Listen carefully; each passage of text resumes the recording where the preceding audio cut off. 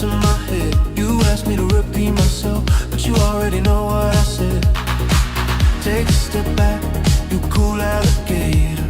I tried to be friends, but you snuffed me at the cradle. Punch a sock and lock it, you don't own the table. You're about to learn first what they told you in my fable. Does the sky ever answer? Or are we just lost in the race? Or are we chasing those flickers in cold outer space?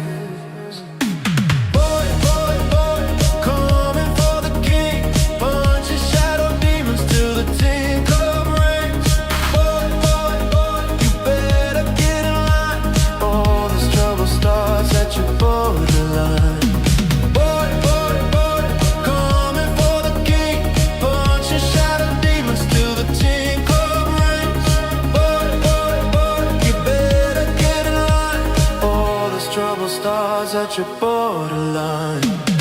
My head's swimming from these crushed up sevens. 2 more drinks and I'll feel like heaven. All this talking that started my engines revving. I hope God doesn't keep tabs after 11. Take a step back, you ain't no James Taylor. You act like everyone on the block needs to pay it. Put a socket and lock it, you don't belong at my table. You're about to learn first what they told you in my fable. Does the sky ever answer? Or are we just lost in the race? Or are we chasing those flickers in cold outer space?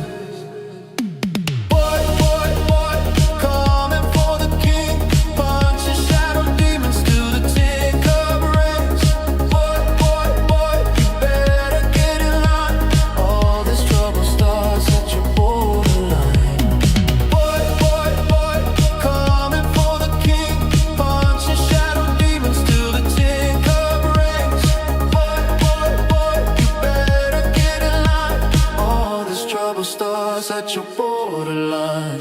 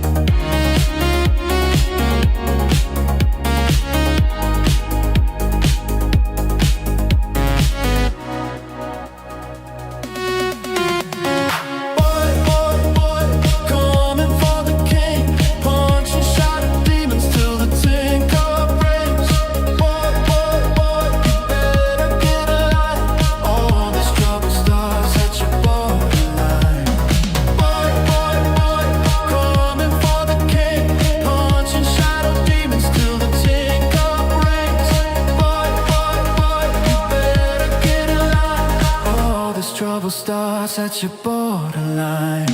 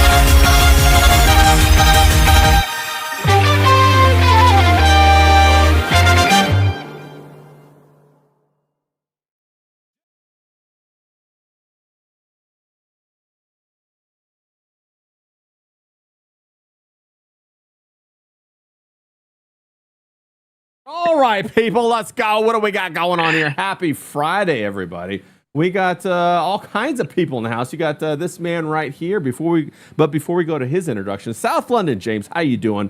Host of the lunch table. What's going on? Is it hot where you're at, James? What's going on?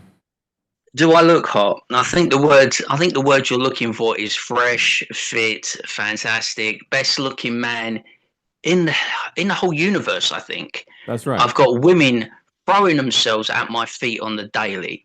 You know what I mean? Every woman in the chat is in love with me. It's just English charisma. And as we're celebrating tomorrow, English Independence Day, you know, I want to be lavished with praise on today's stream and tomorrow's stream. Oh, obviously, yes. I mean, like it's only 250 for America, but we won't talk about that right now. But then we got also our brother from the north over here. He's a French Canadian with a fantastic collection of hats. You've seen him earlier. Here he is today. It's a Frederic Guimont. Thank you, Ray. How you doing, Frederic? Great to have you on here, buddy. I'm good, man. I hope the mic is okay. I'm picking up a lot of climate change on the background of the microphone. No, I think you sound fantastic. I'm not getting any of that. Of course, the chat, you guys can troll me like crazy if you want to and tell me that Frederick's, his sound is up, down, left, right. Sounds like it's raining outside, hot tin roof, raining on a hot tin roof, all that good stuff. Frederick, it's usually cool up here, but it's really a heat wave lately, so we're doing hot. Yeah, you were just saying that. How hot is it up there? No, you do inside here. It's like 30 degrees Celsius. Which hold on, let me. Yeah, I was gonna say you're gonna have to translate that for us because all of us America bros down here, we don't know what the hell 30 degrees Celsius means. This is 86 Fahrenheit. Oh, 86. But now, is it humid where you're at? Because that plays a big role in it. Is it very humid up there? Yeah, it's Quebec City, so we're right next to the St. Lawrence. Let me get you the current humidity. Yeah, because where I live, there is zero humidity, and so it gets into the triple digits quite easily. I think we're at 101 today, but it feels great. Go to Google. It feels Brave great. Is not going to cut it. Yeah, it feels great. But we're fantastic to have Frederic on. Thank you for joining us today. If you guys are wondering where Zaid is, Zaid's all the way over there in Kentucky at the Cumberland Falls, and he's having a great time. So we wish Zaid a great trip. He's seeing the family. He's having a good time. And the other guy, our trash panda. I'm wondering where D-Wag is. That's what I'm wondering. Our trash panda D-Wag. He's out and about somewhere. I don't know. Maybe we can get that homeless millionaire on for about 5 or 6 minutes. We'll see how that goes. But let me jump into the chat and say hey to everybody because I know that there's everybody down there in the chat and they're like saying, Ray, what's going on, bro? They're waving at me. I can see him doing it right now. Of course, we got Shiso SoCal. What's up? Shout out to you, Pat. Hope you're having a good one. James Dominical Grabbin, he is in the chat and on stream. Mr. Jiki, shout out to you. Now, Mr. Jiki, he wants a little bit of a breakdown of the biggest problem in the universe last night. Boy, wasn't that something. So we're definitely going to talk about that. Did you watch it? Because I didn't. Yeah, I watched it, bro. Yeah, you're going to have to update me, too. I'm not I watched it. Then I also watched Ethan Van Sciver's stream afterwards on which Vito went on and they had a conversation about it. So it was like, was that the fattest podcast in the universe? Yeah, it could have been. So yeah, we watched that, or I watched that, and then I saw him go on EVS's stream and kind of have like a post-mortem about what happened. But it's very interesting. We'll touch on it. We'll talk about it. The part where Dick kind of psychoanalyzes Vito and then like puts him in psychological binds. That's my favorite part of the biggest problem in the universe. I don't know about you guys. James, what's your most favorite part about that show? I don't really have a favorite part of it anymore. I kind of like, this pains me to say it because we had a massive falling out, but I kind of agree with Nice School. I think they should have nipped it in the bud about 16 to 18 months ago. You know what I mean? It's kind of like a dead duck that's like limping. It's like, it's not very good anymore. And I think, Dick's heart's not in it, Vito's heart's not in it, but like, as long as it's making money, why stop? Yeah.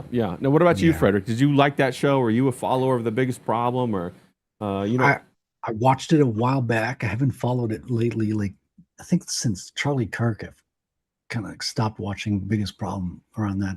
Yeah, around that time and up to date. So I hear stuff in the background, but I don't stay up to date on the details. So I haven't watched the whole show. I watched a bit of it. And it was mostly the part where he was talking about his super killer update. That's why I loved it. I got roped into it when Dick and Vito started going after Eric July. Couldn't get enough of that, bro.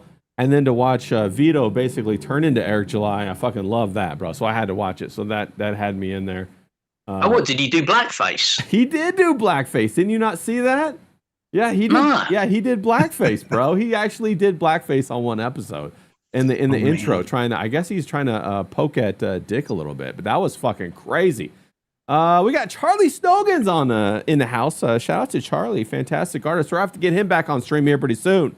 I know he's joined the World Cup. He does a lot of Lionel Messi posts. Yeah, he loves. You know Messi. What I'd like to see. You know what I'd like to see Charlie do. I know he's a busy man with his art and his work, but I'd love him to do like a Messi piece, like his favorite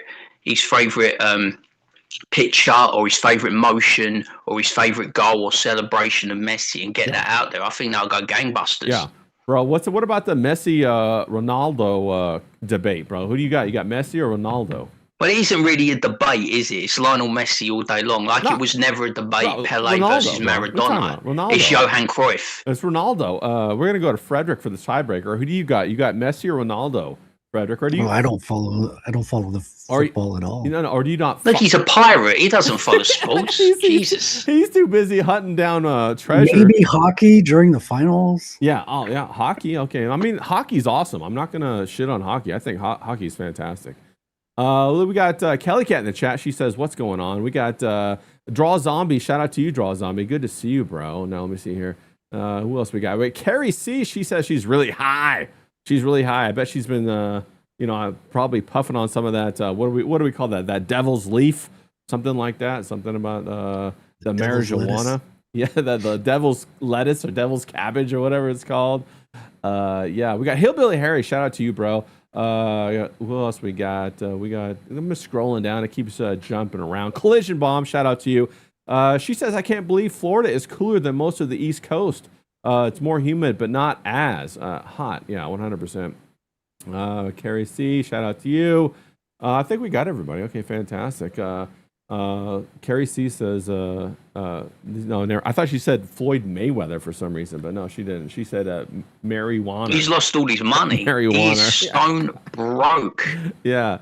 No, but, before we get in all of the announcement or all of the stories and all that fun stuff and where everybody's going to go for the 4th of July, let me just go through the announcements real quick. We got a couple announcements. I'm going to do a 4th of July shenanigans tomorrow at 11 a.m. Not the typical Love Boat. It's going to be the 4th of July shenanigans. Of course, we're going to have James there. We're going to have whoever else wants to pop in. Everybody's going to be welcome to pop in. Everybody that I have ever streamed with is welcome to pop in. They don't have to stay for the whole time. They can pop in. I might even open it up to some of the people in the chat, let you guys pop in. And what I want to hear is, what are your plans for the 4th of July? What are you fixing for the 4th of July? Maybe if you don't have plans, what was your favorite 4th of July moment or history or memory? Of course, James is just happy to have the royal flag of England. Frederick, I'm sure the 4th of July really doesn't carry any weight up there in French Canada, or does it? Do you guys eat a hamburger on the 4th of July? What do you guys do? No, we're barely aware of it. So we have this thing called Canada Day, 4 days before on the 1st. Yeah. And I live in French Canada, so basically Quebec. Okay. And here what we do during the Canada Day is we call it moving day, and everyone moves on the same day. Okay. To avoid celebrating Canada Day, because Quebec does not identify as part of Canada. Yeah, I know.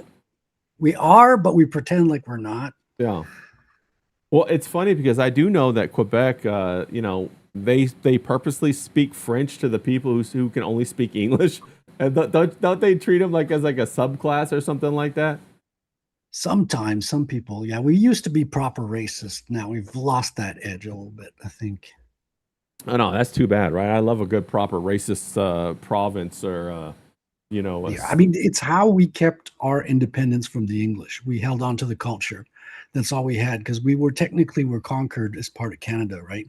But the province of Quebec, the official language is French. Yes.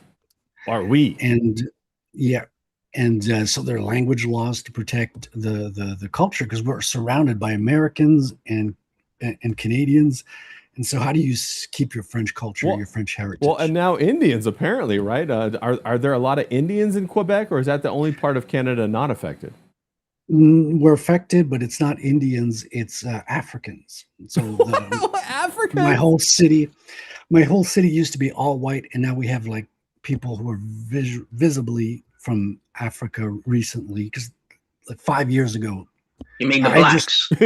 Yeah, he black. Yeah, but specifically from Africa, not like African Americans. Yeah.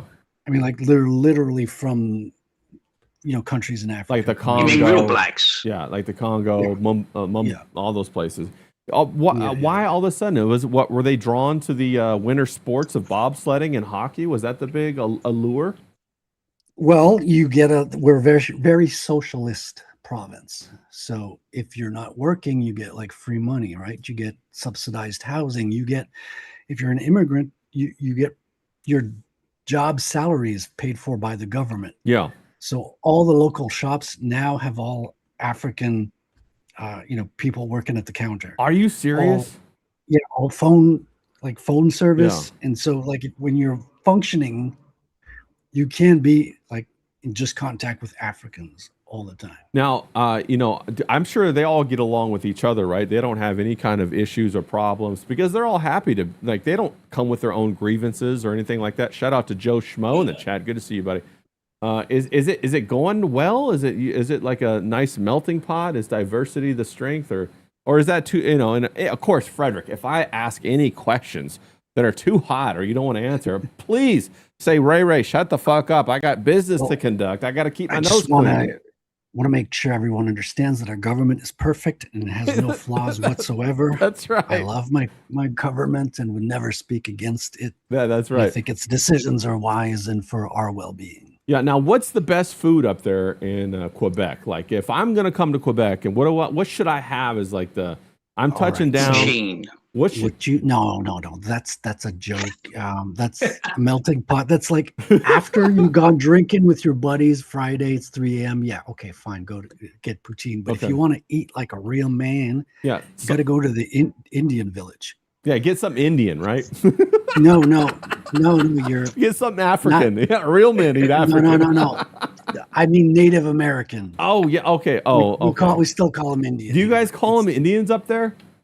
Yeah. You guys are so racist. Haven't you got rid of all of them yet? Yeah, what are you doing up there? We call them Indians. No, they got protection. They got rights. They got their own village, and they can hunt game and they can sell game in their restaurants, which the white people can't do.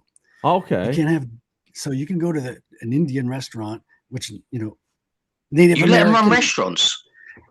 And yeah, you could get like game meat from like. Bro, that sounds fantastic. The best beef jerky I've ever had has been from game. Like some, I think I had moose beef jerky once. I had some, of course, deer jerky and all that kind of stuff. Absolutely love that. Sounds good. Yeah, but I lost touch with the guys who used to make that kind of stuff years ago. They were big hunters or whatever, and that used to be my contact.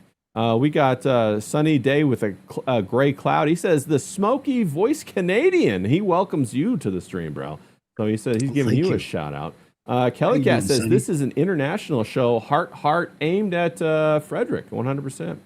Joe Schmo says, gay meat. No, there's no gay meat, Joe Schmo. The only straight meat is a good ribeye. That was Pride Month. That was last month. That was last month. Yeah. We're going to be guzzling hot dogs tomorrow, bro. That's not gay at all. We're going to be shoving those things down. I got to enunciate the game meat. How would you say it? I see what you're saying. The game meat. No, I would say the same thing. I would say wild, but I think most Americans don't have access to wild game meat. Well, no, it's outlawed. Like you can't even ask. Like people have been arrested. White people. I mean, just white people. Yeah. Well, for asking on Facebook if somebody would sell them game meat during the hunting season, that's illegal. Why is that illegal? Our government restricts. No, they're nice. They know exactly. They're great. They know what. Oh yeah. I mean, a wonderful government without anything wrong with it. No, 100%. And I don't know if you guys are having the same issue where you're at, but we had a whole bunch of ticks drop from the sky, and they're basically on everything down here. I heard about that, man. Watch out, because those things will they'll change your chemistry or some shit, and you won't be able to eat meat anymore. Well, I call them basically meat grapes. You go out there, you pick them, you make wine with them. They're fantastic. They do change you. You can't eat meat ever again after that, and I think it makes your dick fall off if you're a man, and if you're a woman, it grows you a dick. No balls though, just a dick. So you got to watch out. You know what I'm saying? Man, it's a heavy cost of life. That's like, who drops ticks from the sky? Well, Bill Gates does. That's who does that shit, bro. Hey, we all need to have a hobby, Ray. Yeah, 100%. I was gonna say Bill Gates. Some people's hobbies is destroying the world, apparently, and being like an evil maniac. How do you say it? Maniacal evil lord dropping ticks from the sky. Maniacal motherfucker. But okay, so tomorrow we're going to have that little celebration of the 250th anniversary of America. We're going to figure out what is everybody doing. Everybody's welcome to pop on. A quarter of a millennia, man. That's a long time. That's a old ass bitch right there, man. She old. So we're gonna. But it's only because we're in the West. Because in Europe, like, they're fucking ancient. Right? Yeah, they actually have like 5,000-year lineages and stuff like that in one house. In one house, they've been fucking in that one room for 5,000 years, bro. 5,396th anniversary this year. Yeah, right. Yeah. Oh, they're like, oh well. But also, before we move on, I wanted to touch on Frederic is a fantastic comic book artist and also a writer. So I'm going to go ahead and bring up his website. Make sure you guys go give him a follow. Ratelcomic.com. Ratel, which is French for honey badger. Oh, is it really? I didn't know that. I that's awesome. I do love a honey badger. Of course I thought it was rat because I don't speak French and I'm a moron.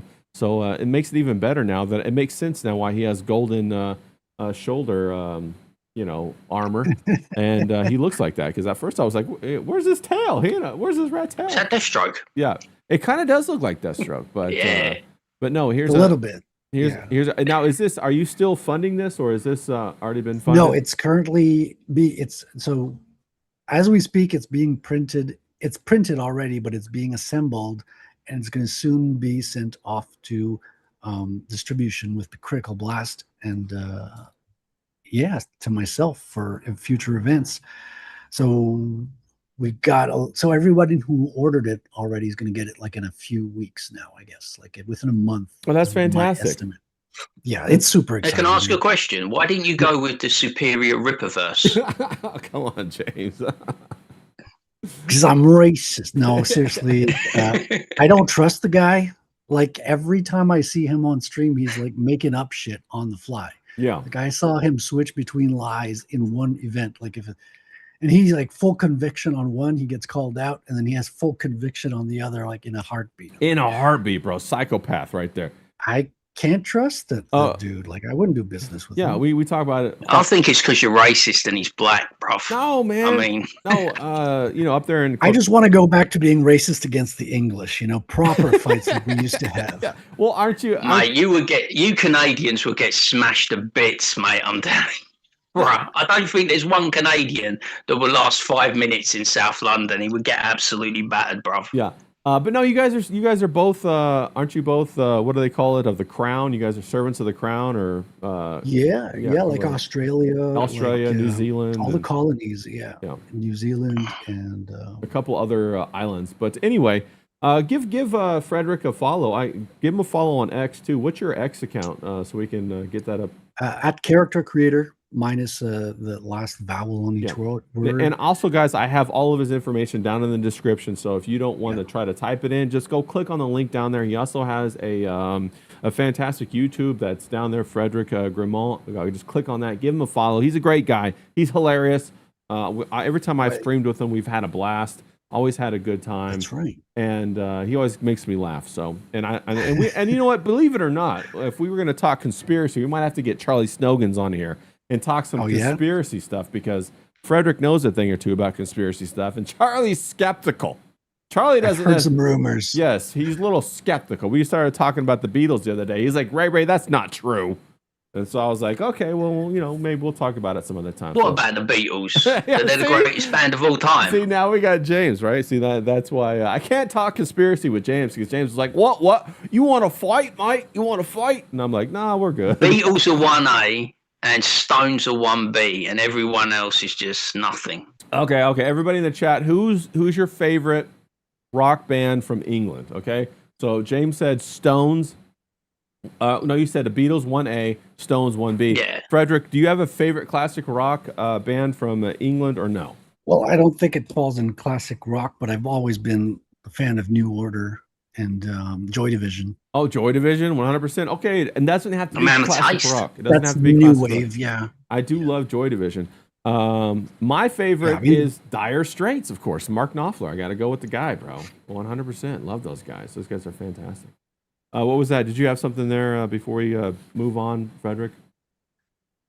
I was going to say a lot of the best music usually comes from London first. Now, why is that, man? It's got to be the rain, right? Well, it's because they got all the best think tanks. Yeah, Tavistock and all those guys. Yeah, I was trying to explain that to Charlie. Charlie's like, "What?" He just dropped in the chat. He says, "My skepticism extends to everything." We got. Are you sure about that? Yeah. She says SoCal. She says Led Zeppelin. Carrie C says Led Zeppelin, The Who, Iron Maiden, Motorhead. Carrie, you can't name all the bands. You got to pick one or two that you like the best. Come on. We got somebody said Messi equals the Beatles. Charlie says no argument. Yeah, okay, fantastic. So it sounds like James and Charlie are 100% in agreement on this. We got Miami John in the chat. Shout out to you, bro. He says Pink Floyd is number 1, Zeppelin is number 2, even though they stole all their music. Well, who'd they steal their music from? I mean, that's the history of creation, though, right? Yeah. We all get our inspirations from here and there, we mix of things, and it's like, well, some do it to a greater degree, I guess. I was talking to Charlie the other day, and we were talking about, like, I was telling him about how they have like a whole band, a session band that in America we called them the Wrecking Crew, and then over in England they had their own version, and they usually play it on all of the studio stuff that they printed and stamped for the EP to release on vinyl. And they played for, I don't know, hundreds of bands, bro. All the famous bands, and these guys went uncredited throughout their entire life. So it's pretty crazy. We'll talk about that sometime. We got Joe Schmo. He says Locomotive Breath is better than anything the Beatles ever wrote. Carrie C says Pink Floyd, yes. There's so much great British music, and I agree with that. I guess it's because people in England are all depressed, so they hang out inside all day and play their guitars. Because do I look depressed to you? I just look fabulous. No, do I look fucking depressed? Well, you're like a unicorn, James. Most English people that I run across, they look like they had life stolen out of their eyes. You look like the greatest artist in the world at the moment is obviously Dua Lipa, and she's from England. So there you go. Shout out to Riley in the chat. He says it's a super killer summer. Yes, it sure is. We'll be talking about that in a little bit too. We'll be talking. Shout out Riley. Shout out to Riley. Is it the same Riley I know? Yeah.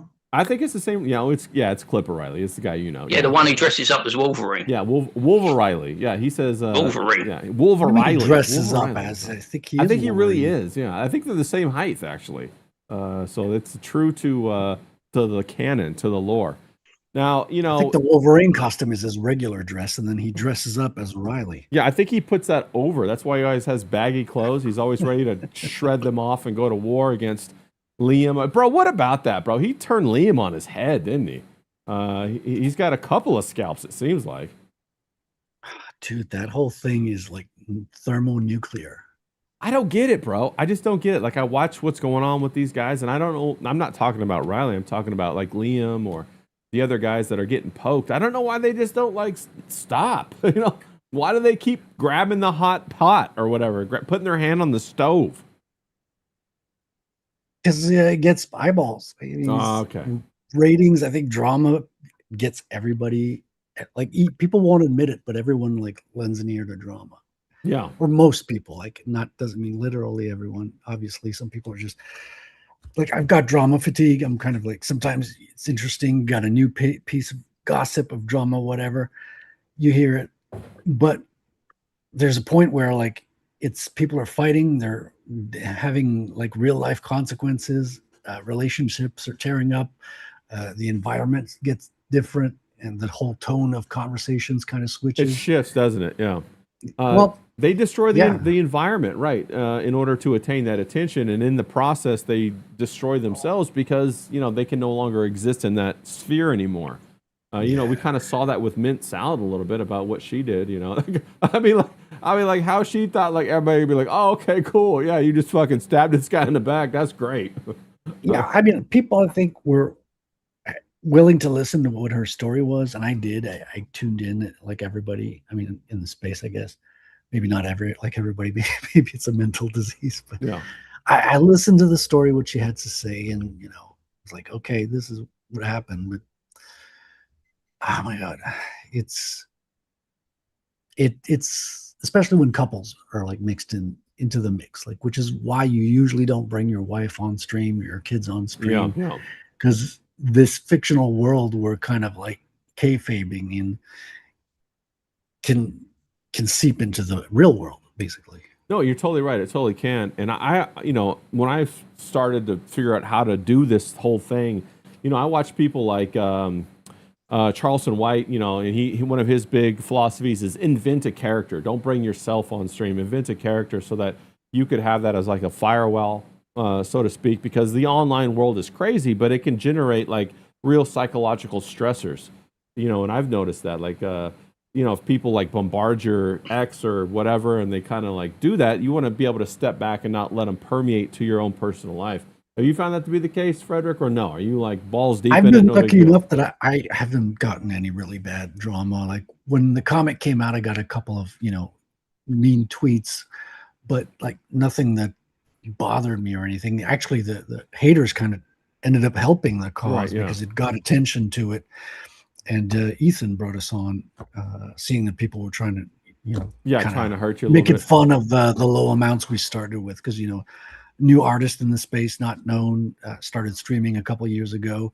You come out with a comic, of course you're not going to like make big numbers like the big guys coming out of Marvel and DC. You got to prove yourself. You got to show your stuff. And some people, they're going to grab on what they can. And sometimes, they got legitimate criticism. That's the good thing about haters, is they are not going to restrain criticism to be polite. Because your friends will be like, okay, do I tell him about this? I don't want to ruin his day. I'm his buddy. We're having fun. But the haters are going to point out everything that's wrong with your stuff. So you can go down the list and you got to make a judgment of it. Obviously, some of it is bullshit, but sometimes they're right. Oh yeah, dude, I got a typo in the main paragraph. Got to fix that. I'm missing the description of the characters or this data. Okay, let me add that. So you could use it both ways. I mean, but when it's just like hateful words and just like mean stuff or digging into people's past that's irrelevant to the production, then it becomes personal attacks. It gets into legal territory. And at the same time, that's when the clicks get hot. The clout gets chasing. I was happy Ethan Ralph found about my porn star background. It kind of boosted my I my knew stock it, a but I little saw bit. that stash. I was like, okay, that's a porn star confirmed. I actually played a French Canadian. My name was the French Tickler for a little while there. I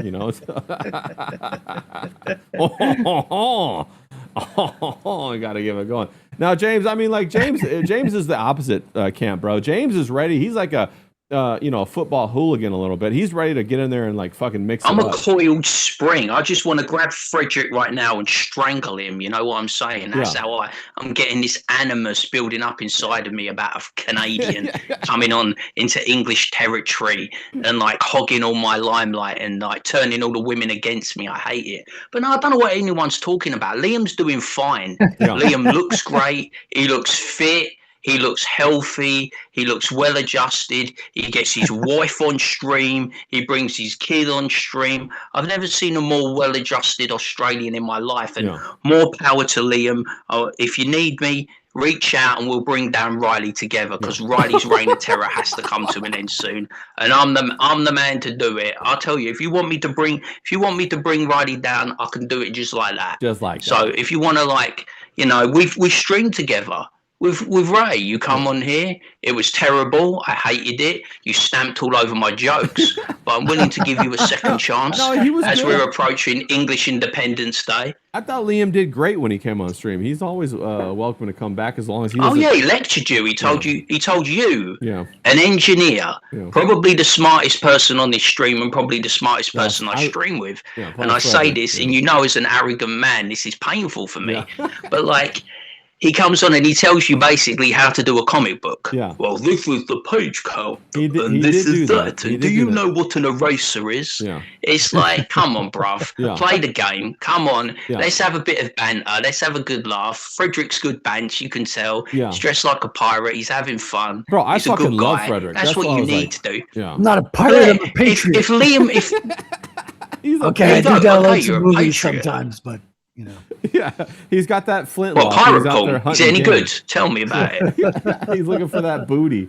100%. No, But no, if Liam could actually be a well-adjusted individual and be more like Frederick, be more like you, be more like me, you know, take the hits, give it back, have a laugh, then he would do fine. Yeah, because the online game is cutthroat. It's not for weak people.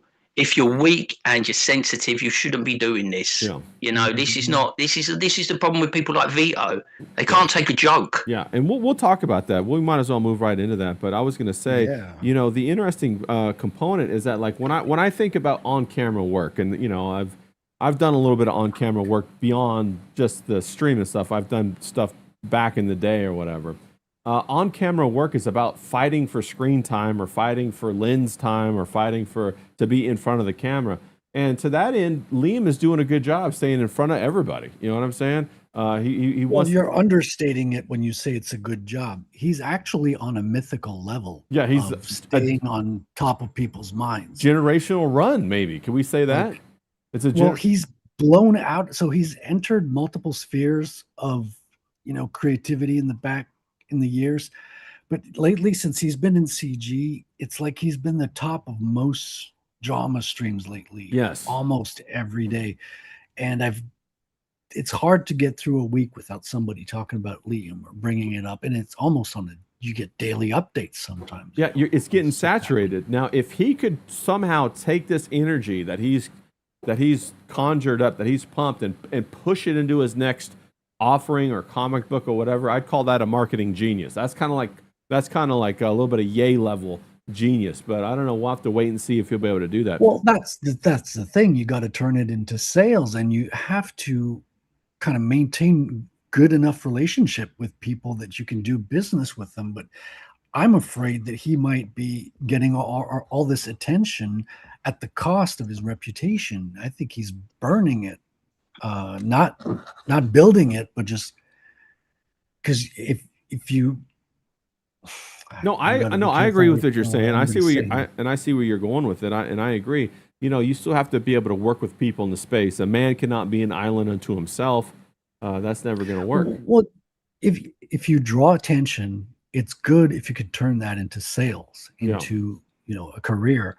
But if you just draw attention and you become a lol cow, right, it's actually at the detriment of your life. And the most you can do is sell like Sonichu trinkets. Well, and then that's the thing too, because you set up a feedback loop no matter what, right? So if you set up that feedback loop to be a locale, you're actually getting paid to continue it, and you're getting the attention, you're getting paid. So there's a number of people that that are in the space that are like that, but they can't go away from it because they get paid for it. Shout out to Embed in the chat. Well, who's going to buy his book? Yeah. Who's going to buy his book other than me, Ray, and Frederick, because we hate Clipper? So who else is going to buy the book? I don't hate Clipper. What are you talking Disavow, James. See, that's not what we were saying behind the scenes. We were saying we didn't like the guy. Why are we changing our mind now? Yeah. Are you scared he's going to come to your door, are you? No, you scared right of those there. stickers? I see him right out there. He's pulling up right now. Riley's pulling up outside of my door right now, bro. He's gonna come wring my neck, bro. I gotta watch out for that. No, but you're 100% right. I agree with you on that, and I think that's the tightrope that people walk, right? You want to do that. All that excitement is the drama. It's going to bring people in, but then you have to craftily turn it into something creative and deliver that back to the audience that they then consume, and they're happy about it. Now you're a multi-dimensional figure, and you're not just a single-dimensional figure. Yeah, I think some people do it well. Some people bring, they address the drama in a respectable manner. They have a good grounded conversation about it, and then they sell books. They promote people and creators and books. Yeah, and that works well because you got a little bit of both. You got the drama, it's like the drip in the arm, like the drug, and then you're learning about, and you're getting promoted to, you got commercials, but about stuff you're actually interested in. You get to learn, meet and learn who are the creators behind each project. Yeah, it's kind of cool. Yeah, no, I like. Liam's an idiot. Liam's an idiot, right? He got excited. No, he is. He's an idiot. He's a fat idiot. Let's be honest. I love James the Sledgehammer. That's what I'm going to call you from now. He got excited, right? He got excited Damn. because a junkie knows his fucking name. Yeah. Imagine that. Do you think I'd ever get excited because a junkie, Nick Recader, knows my fucking name? I could give two shits in a fuck. I like How Nick are you going Recader. to? How are you going to sell books, right? Yeah. How many books are you going to sell because a junkie knows your name? I'll tell you, you're going to sell 0 fucking books. He's got no marketing skills. He's just a fat kangaroo. He's a fat koala in Australia. Come on, let's have it right. What he's done though is he's already broken through the name recognition part. That's the hardest part of marketing to get through. He did a fantastic job with that, and so he still has the ability to turn it around at any point because he's got that name recognition. No credit. Well, no, it's like it's even better if he turns it around. You get the redemption art. Exactly. And we had that with the Kings, right? When he was with the Kings, he was in there, and there was a lot of tension. Right. And people want to watch it, right? They want to watch the Kings. They want to see what's going to happen, and so that makes it even better because this is an entertainment medium, bro. If everybody was well behaved and well mannered, that's why I got Sledgehammer around, bro. He's here to crack heads and take names, bro. Shout out to Force Mommy in the chat. Good to see you, FOMO. She says, "LOL, James is a sledgehammer in a lot of ways." I bet. 100%. Yeah. Speaking of Force Mommy, James was over there hitting on some of her friends the other day. I saw that, bro. Nice job, James. 100%. Get her done, buddy. Did I do that? I don't remember that. I was trying to help facilitate that. I was like, get her. That's news to me. I do not know. Get her info. Yeah, look at a blush right there. Let's go. He's all blushing. I do not know what's going on, man. This is wild, man. He's pulled the rug on me. What was it? I don't know, bro. I'm just kidding. But no, okay, we'll talk about the biggest problem, okay? Now, I got a whole bunch of notes to go through. We're already fucking an hour almost done, almost gone, people. So we got to get through some of this shit, okay? So let me jump into the biggest problem in the universe. I watched it last night. Then I watched Vito go on the, EVS to stream. So let me just set it up briefly for people who might not have seen it. Vito and Dick were doing the biggest problem. Then we come to the last 20 or 30 minutes of the show. Fantastic. This is when I love it, when it gets good, when Dick actually gets real with Vito a little bit, starts poking him and prodding him. And he comes up, Vito breaks out his comic that he's printing. Good for him. Vito, good job, buddy. He got that comic printed. I would like to give all credit for him getting that comic printed to Riley in the chat. Good job, Riley. For helping. But it's coming out in black and white now instead of color. Is that true? I don't know. I thought he said that he also has a color one. So I think he also has a color. I know he got Eric Weathers to do the lettering, so I know the lettering is going to be fantastic. The book actually looks good. So shout out to Vito. The book actually looks good. I prefer the black and white myself. I like it. I'm waiting on my Danger Girl black and white editions right now. I jumped on that bandwagon. J. Scott Campbell, absolutely love that guy. But so I'm looking forward to that. But no, okay, so then Vito showing off the black and white proofs that he got. He didn't show off any color proofs, so I don't know 100% if it's color, if he's going to do color later. I don't even know. It's a sticking point because he's been postponing the book for a couple of years to adjust and fine-tune the colors. Well, background colors are hard. We all know this. And I can sympathize with that. Especially, it took me 2 years to do a comic book. I thought it was going to take me 3 months for some idiotic reason. Right. But it's surprising how long it takes to get from A to Z, especially when you're doing most of the stuff yourself.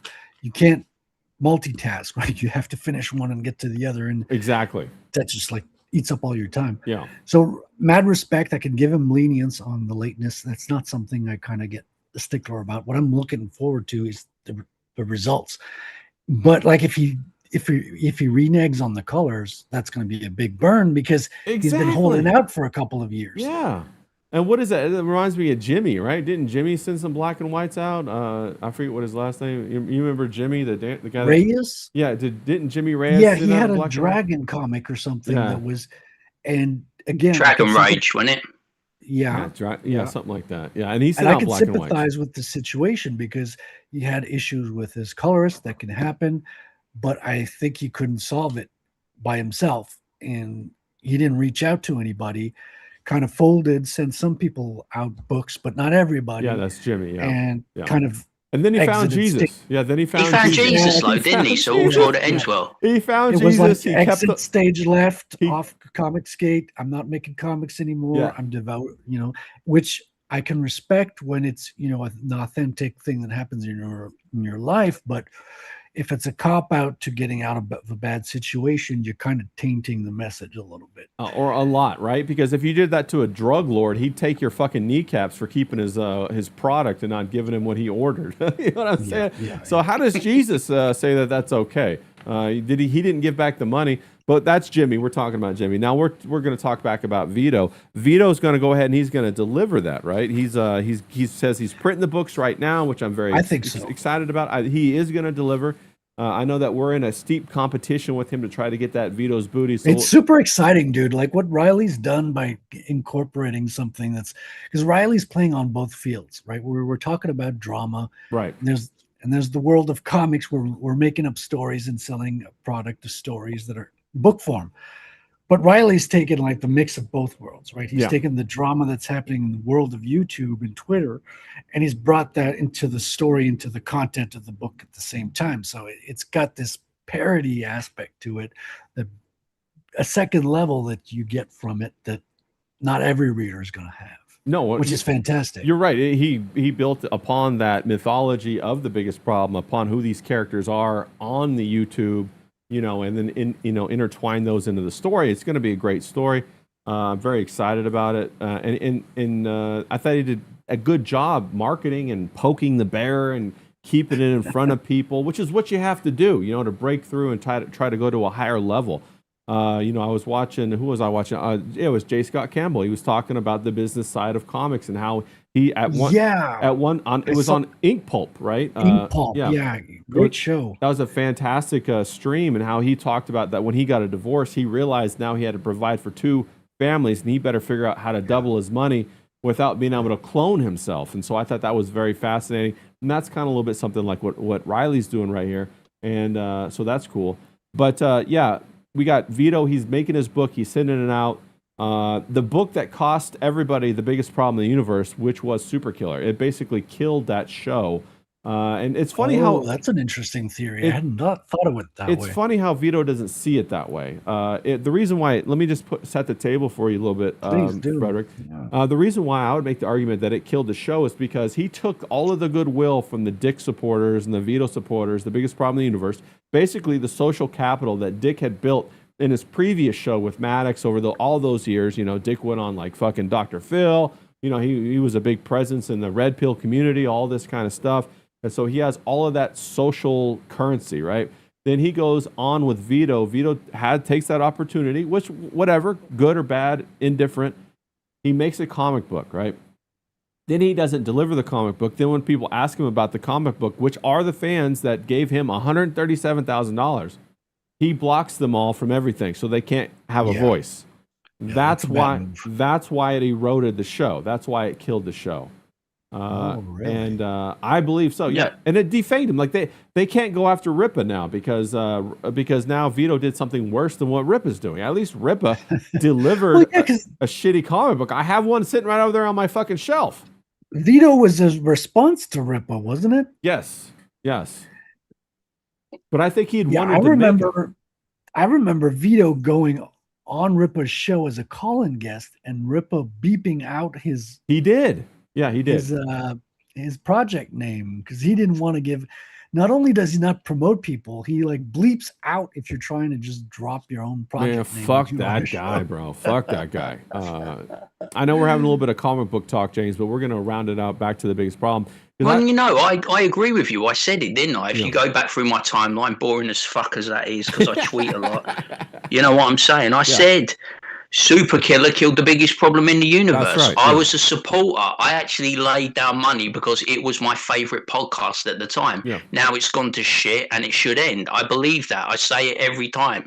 You got two people that can't stand each other. They can't stand to be in the same room together. The only reason you keep it going is because it's a financial boon. Yeah. You know what I mean? You're making money and you don't want to throw money down the toilet.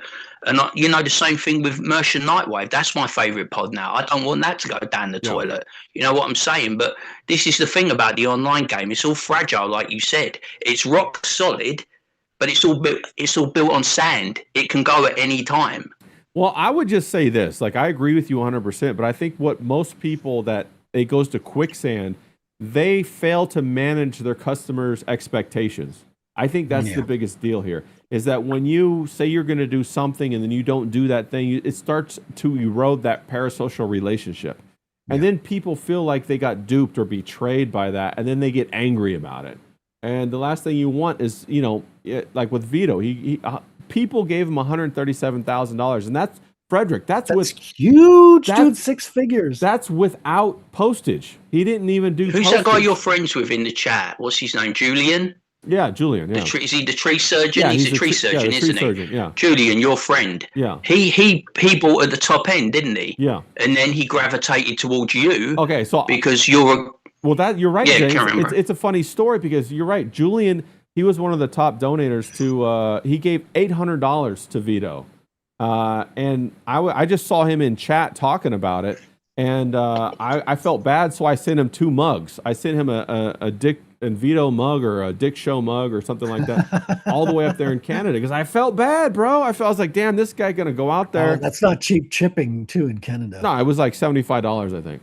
But I felt bad because I was like, yo, that's the kind of guy I want on my team. You know what I'm saying? And that's why I did that, is because I want Julian on my team, bro. If I come out with books, I want Julian in my camp. I don't want this to dissuade him from the independent market. I want him to be like, okay, maybe this was kind of isolated with your connection to your fans and your peers is the most important thing.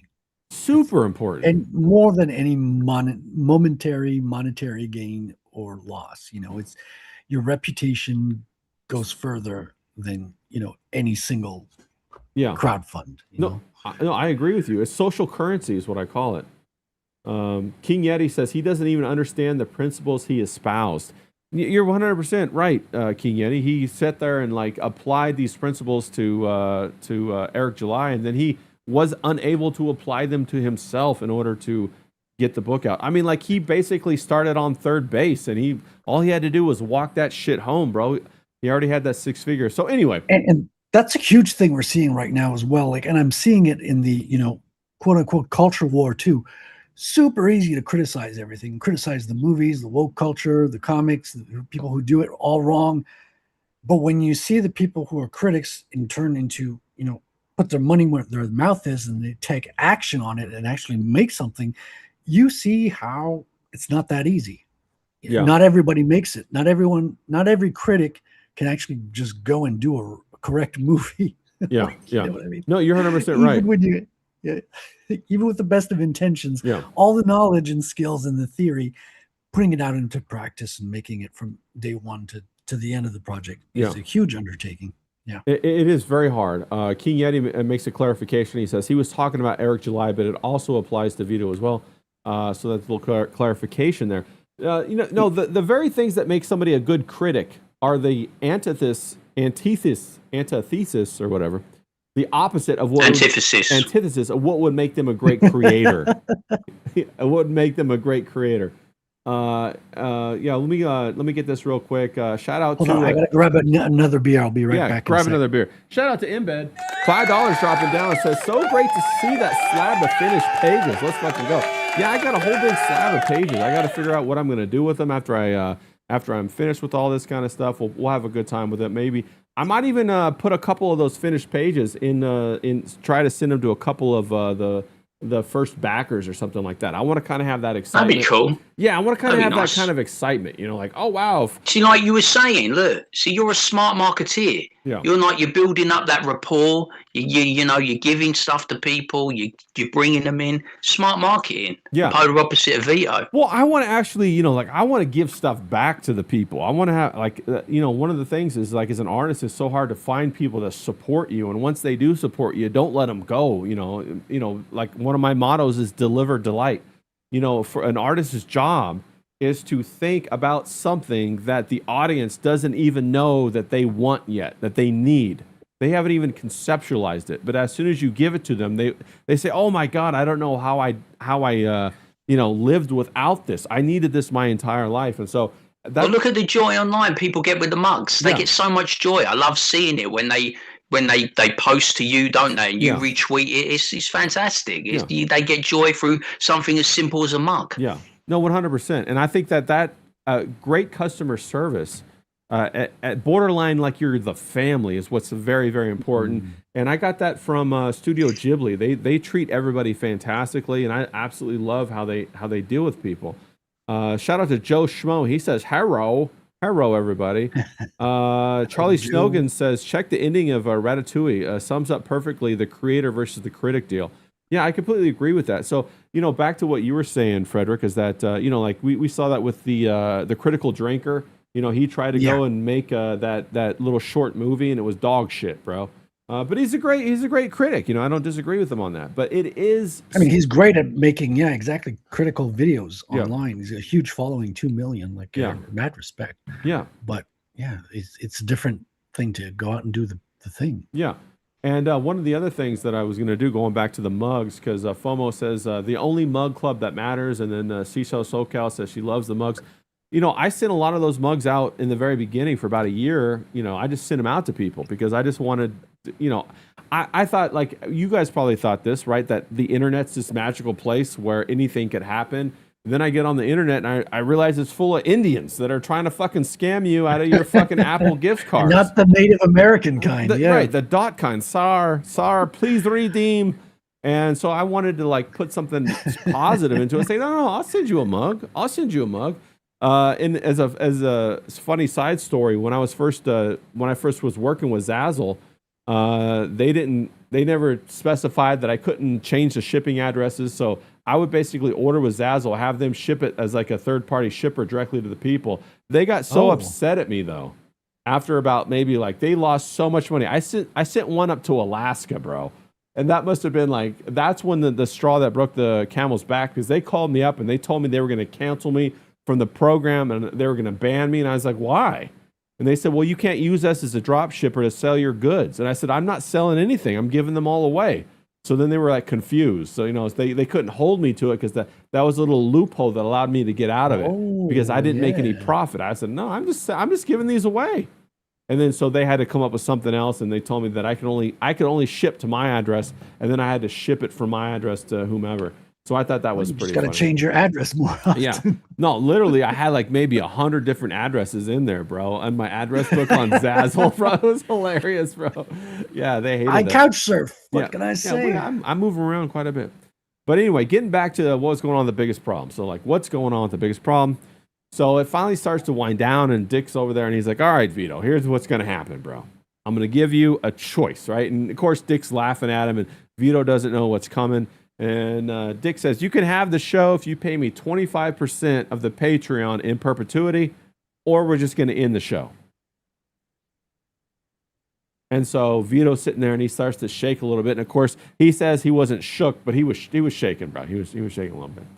And which, I mean, I understand too. That's a pretty big deal. You're living in dread because like they make good money off that Patreon. At one time, they were making $30,000 a month. James, that's nothing to sneeze at, right? $30,000 a month. I want that for me and you. Yeah. I ain't gonna lie, man. Yeah, I want that for us, No, facts. Working hard now, putting in the hard yards so we can get it on the back end. I want that. And that's why I come on time every time. It's about being disciplined. That's right. You know what I mean? And doing this and building it up. And like, I was quite happy to humble myself and let Ray take the lead. Ray knows this, and we're working together and we're trying to get this shit done. Yeah. And I'm all for it. We're rowing in the same direction, but it doesn't work when you've got two people that are not rowing in the same direction. Yeah. There's been a fracture. There's been a breakdown in the relationship, and it's irreparable.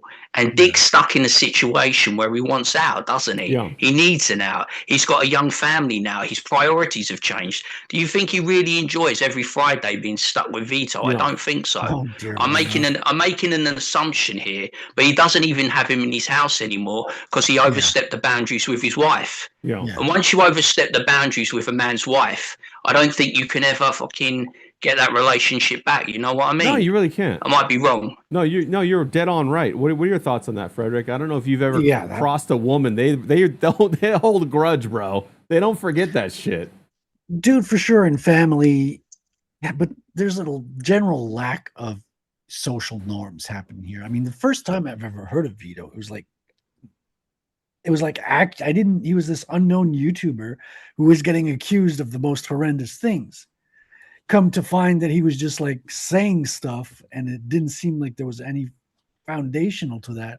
But he's always been in hot water. It's like he does not, for him, it seems like it's a playpen of ideas, right? And he's not gonna act the way he can because everything's kind of a theater of jokes, and it's there's no off button to the comedy. Yeah. But it's Well, I kind of think like this, right? I think like everybody goes out with the initial impetus to try to get attention through creation, and we talked about that earlier. You're going to create something, right? You're going to be a guitar player, you're going to be a comic book guy, you're going to be a sculptor or something. You want to go out and create something that everybody's going to look at and say, "Oh, that's fantastic! I'm in awe about that," right? But then when you get out there and you really test your mettle, and you realize you kind of suck. You're not that good. Okay, everybody's not going to come over and say, "Well, you play Stairway to Heaven just like Jimmy Page did, bro. You're fantastic." They're kind of like, "No, okay." So then now what, bro? So now you're in this space. So you go the other route. You start destroying things, you start criticizing things, and you start being provocative in order to get attention. And I think then that's when you're on that other locale spiral where you're not creating anything. You're just kind of parasiting, destroying things in order to get attention. What are your thoughts, Frederic? Wow, that's a good point, man. And where does the line land versus being a parasitic relationship? Because a lot of people do drama stuff, but they give back to the community. Right. They help people raise funds and all that. But there's another side to it that's just exploiting the drama, making fun of people. And we don't see any promotional side to it. We don't even see any. You wonder why they're in the space at all, because you're like, what is it about comics that where are you into this whole thing? Or even in the much broader YouTube space. If you're not bringing enjoyment to an audience, then what are you doing? I guess you're just trying to make money. I guess it's a job. But tearing stuff down is an enjoyment. That's the thing. It's like being hateful and just laying out your complaints in a funny manner is entertainment. It's like a big part of entertainment, actually. It seems like it's a big chunk of YouTube is just people, spatting out like the whole culture war thing, which a lot of that they started with made a lot of sense. You're like, yeah, you're complaining stuff has gone upside down. Dude, I have to buy a black cartridge of ink to print blue on my printer because the printer has a barrier. Nothing makes sense. This is like Alice in Wonderland type shit. Yeah, planned obsolescence kind of thing. Yeah. And feature, what do they call that? They call it a feature safeguarding or something like that, where they require you to purchase. What do you think, James? Is this something where you have to try to be an entertainment, or you try to be an entertainer? We got Riley in the chat. He says James just gets it. Yeah, I agree. James, what is that axiom? And Riley knows this, and I respect him for it. I said it when we first started interacting and being on stream together, and he was helping me along the path. Younger guy, but he's been in the game longer, and it's like controversy creates cash. Yeah. That is, people live by that credo. They live by that motto, and you've got to kind of sell yourself. You've got to project yourself. I am probably the same person. Well, I know I'm the same person offline as I am online. I'm not being a character. You will see this when we meet in real life. I'm a guy that likes to get in the action. I like a drink. I like to mix it with the women. I sell myself exactly as I am. I won't be wearing any different clothes. You won't be. You're like a highly intelligent surf dude. You know what I'm saying? It's like you're not fucking pretending to be something that you're not. Frederick's a pirate. He's an actual pirate. So it's like I really pirate movies, folks. Yeah. Exactly. You know what I mean? And it's like, I think you just got to get stuck in, but there is always the other side, isn't there? I never understood, right? And I might be far off here, but I never understood what like you said, successful YouTubers, and Vito is a successful YouTuber. Yeah. He has over 200,000 subs on YouTube. Sure. That is a success by any metric. But the problem is, and I'm casting aspersions here, but he's incredibly lazy, I think. You know what I mean? Why would you think that a morbidly obese man could be disciplined? He is not disciplined. He has a 200,000 channel and he never puts any videos on there. He should be doing videos every single day, Yeah. you know, content that he likes. But he let his channel go to shit. Yeah. And then he let the fucking his cash cow, Yeah. one of the best pods online, the biggest problem in the universe. He let that go to shit because he wanted to get involved in the comic book genre. I never understood why he wanted to get in the game. I never understood why Eric July wanted to get in the game. I never understood why Camelot did a comic book. Camelot is a fucking good-looking guy and he's a race car driver. He has no business making comic books. I never understood what Drunk 3PO, who hangs out with Gina Carano, I never understood what he was doing making comic books. Comic book professionals should be making fucking comic books. But you know what it is? And I don't mean to lie. I think for them in their head, they think it's the easiest medium to get into. They think it's a lot harder to do TV shows. It's a lot harder to do movies. It's a lot harder to get into music. It's a lot harder to get into like reality TV. So they think I'm going to make a fucking comic book because they think it's easy. I don't think it's easy. I think it's hard. I think these people of limited intelligence, you know, thickos, think it's fucking easy, and it isn't. I know this through you, Frederic, what you said today on stream. I know this through Ray personally. You know what I mean? So I get it, but I don't think they get it. I think they can just, it's quick, easy money, so I'm going to do it. Well, I think they saw Ethan Van Sciver and then especially Eric July pulling $3.4 million, and I think everybody jumped on that bandwagon. But, you know, Frederic, if you were given the choice, would you take you know, to keep the show going and give Dick 25% of the Patreon in perpetuity, or would you flush that down the toilet and start your own thing and not want to have that burden to pay him? What would you? How would you approach that? Which one do you think that you would take? Wow. Well, he's got already the connection in the fan base. That's got a value. Is 25% the value? Maybe it is, because it's Dick that put the whole thing together. It's Dick that made it work. And I think James is right that Vito is lazy, and that's why it's the worst. Losing this show is the worst thing that ever happened to him, because all he had to do basically is show up, follow the rules, and make people laugh. That's right. And something about Vito. He's a habitual line stepper, as Charlie Murphy says. Habitual line stepper. That's my take on it. He's something, man. He's a character. He's in, you know, he'll draw your attention in, but what's the substance? That's the thing. Yeah, what keeps you? Limit. Yeah, you know that once upon a time, their Patreon brought in $30,000 a month. It's been reported maybe it's fallen to around $6,000 a month now. But isn't 25% of something better than nothing? And also, it shows that there's that potential to get back to that height. Or is this like, you know, he was going to pull on, maybe Vito was going to have Billy the Fridge on, perhaps, and Dick even suggested, hey, how about you and Billy the Fridge take it over? What do you think? I mean, it's depends if you're framing it as a business decision or an ego decision, because I think just paying 25% off is a business move. I don't think Vito does business moves. I think he does ego. You know, it's like everything that is social media kind of puts your personality first, puts your, you know, who you are. Well, I mean, we don't have tits, so we have to lead with our personalities. You know what I mean? I don't have a nice. Well, you gotta maintain that ego, right? It's an aura. It's what your projected image is. True. So if you're giving 25% to your previous partner, even though it might make sense on a business sense, the ego, people are going to keep bringing it up that you're giving 25% to this guy. Yeah.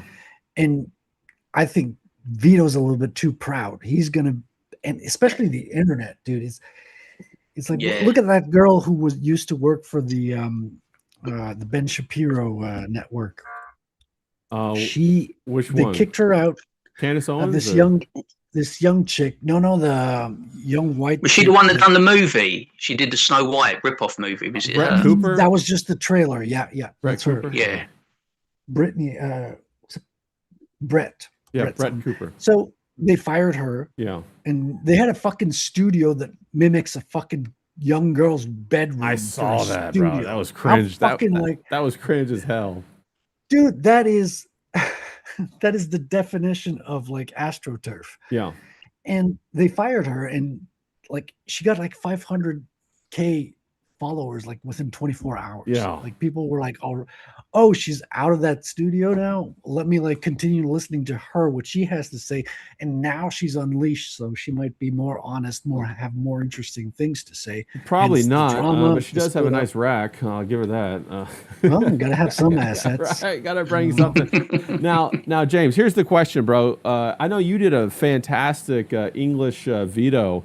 Should you and I try to take over the biggest problem? Should we tell Dick that we'll take it and give him 25% in perpetuity? What are your thoughts, James? Hey, look, we're discussing something, and I'm very excited about it. I mean, like, Ray's my best pal online. I think we're cooking up something really good. So I think we're going to go our own way, and I think we're going to be incredibly successful. But I agree with Frederic. Frederic had a really good point, a salient point, I think. It's like Vito has an incredible ego, an undeserved ego, in my opinion. And could you imagine Vito having to pay Dick in perpetuity, a man who's not going to be doing any work but's going to be taking your money? Now, bear in mind, Vito is going to lose badly out of this. He's going to lose a lot of the people because they don't like him. You only have to look at the dickheads and the Vito files. They're only Vito files out of sympathy because the dickheads were so far ahead. They were in like another fucking time zone, I'm telling you. Yeah. And it was like, he's not going to be able to carry over that audience, right? So he's not going to generate any significant money. Like you said, it went from 30 grand to 6 grand. What is it going to be? Below 3 grand? Yeah. I've seen Billy the Fridge. He's okay, but he's not the most charismatic man in the world. And they're both two dorks. Yeah. They're nerds. What are they going to talk about? They're going to talk about Pokemon cards. Yeah. What is the biggest problem in the universe going to be? And he's going to have to pony up that money regardless. Yeah. So whatever he might not even reach the goal, reach the desired goal that he needs every month, but he's still first and foremost, he's got to pony up that money to Dick.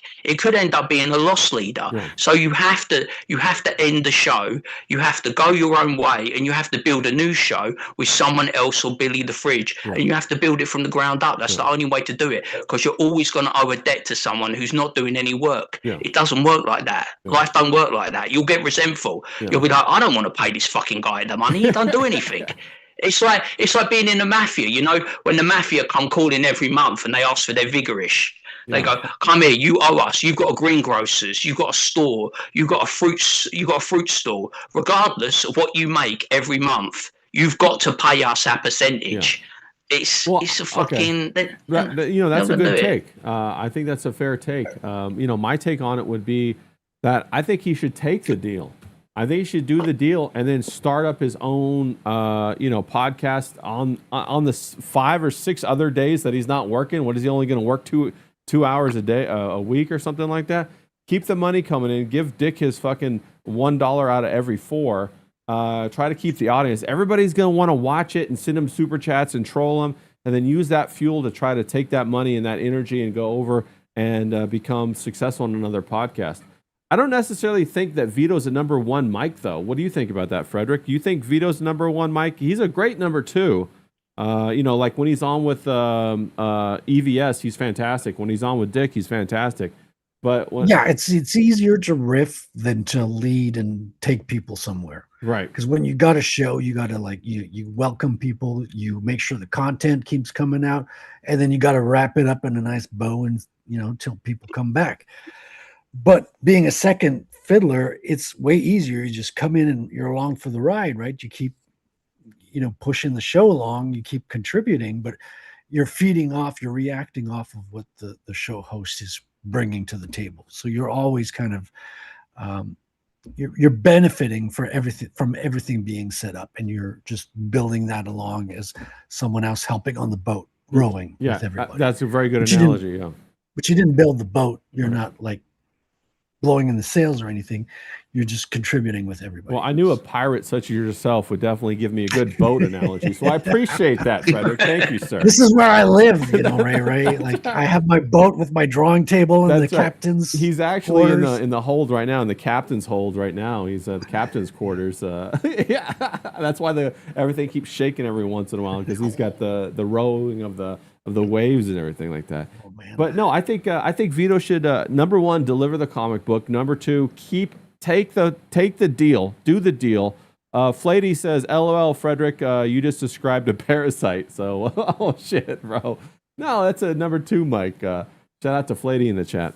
Well, should, I mean, if you're contributing, it's not necessary. If it's a parasite, if you're killing the show while you're the second fiddler, yeah, I think you're a parasite at that point because you're taking money from it, but the money's going down, and you're a weight on everyone's efforts and enjoyment of the process. That can become like in parasitical territory, I would think. So yeah, it could be, but it doesn't mean that every co-host is that way, because most co-hosts add to it, contribute to it. They take what the host brings and they make it better. They give it another dimension. They keep the momentum going, the pacing, during the show. Yeah. But yeah, if you're bringing everything down, there's a point where it turns into the red. You're a parasite. Yeah. So to speak. Yeah, and they can start fighting against you, like even texting your wife, asking her how he liked the leftovers and stuff like that. Is that over the line, James? Texting the wife? I forgot already. Yeah, I don't text your mother, do I? And like ask her for recipes and stuff. You know what I mean? I'm like the polar opposite of Vito. I'm like the best co-host in the business. There is no doubt about this. I elevate it on my strong, manly, broad shoulders, and Frederic would agree, even though he kind of like sold me out there a bit. Yeah, 100%. But no, yeah, it's like he's fucking I guess. Look, I get it. I get what you're saying. Vito can't be dick. You know what I mean? It's like he can't run the show, but he does it with Billy the Fridge, and I saw it. I tuned in, and it was lackluster. I think they did like Dick didn't turn up for Biggest Problem in the Universe. He had better things to do or other things to do. So Vito took charge, put it on his channel, had Billy the Fridge on there, and it just turned on to talking about Pokemon cards. What happens is, I think, is they don't want to tackle a broad range of subjects. It basically stopped being the biggest problem in the universe. It just become, let's talk about what Vito's comfortable with, what Vito's an expert in. And I'm not talking about his extracurricular activities that we all know about. He wanted to talk about games consoles and Pokemon Go and whatever the fuck the kids are playing these days. You know what I'm saying? It was all about that. So it wasn't an episode of the biggest problem in the universe, because I don't think Vito's capable of running that show. Well, and that's he doesn't have a wide understanding of the world, I don't think. Like you said, it's all about Pokemon cards and collectible toys, which is fine. You want to have a hobby, it's great, but it doesn't mean you have a good understanding of the world and what's happening out there. Like, he has basically the default liberal view of the world that comes from television and watching movies, right? The programming doesn't seem like a curious person who's done any research, is what I mean. Well, that's very funny, because you brought up another point. You have to, if you're going to pour out entertainment, you have to first fill your cup up. That's been always been something I thought about. And the way you fill your cup out is like you go out and you experience things. You eat shit sandwiches. You take hard knocks. Then you have something real to talk about when you come on here. You fuck a couple of women. You don't like come on here and be like, oh, I just want to see a boobie. I don't know how to talk to women. Nobody, that's like, everybody knows that shit. You're like, when you're in 6th grade, you know about that, right? We want to know all the other stuff that we don't really know. Like, how did you get your wife? How did you make her swoon? What did you do? How did you steal that? How'd you break into the bank? I don't want to know how you balance a checkbook, because nobody gives a fuck, right? So that's really important. Also, you don't want it to be like a hangout. I've seen a lot of these, podcasts devolve into this hangout where you're shooting the shit with somebody instead of pushing it forward like a show with the audience. You got to keep in mind there's people watching. Yeah, well, that's what you want. You want more people watching. They don't know the full context, so when you bring on something that everybody knows on the show, you still got to do the little intro, like, oh, what is this thing about? Give us a little bit of context and all that. That's what the show is. Right. And that's why, I think that Vito's a fantastic second mic. He's great, has great radio voice. He's great on stream. So I think he should take the deal, and then he's gonna, kind of, trip and fall through the next couple of months, and then, come out with one direction or another. I think if he cuts it off, well, bam, right there is the $6,000 gone from his income. Then he's got to figure it all out.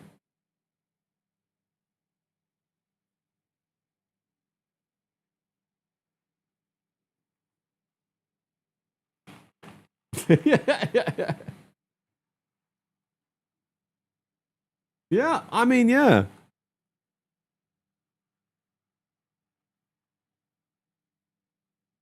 Yeah.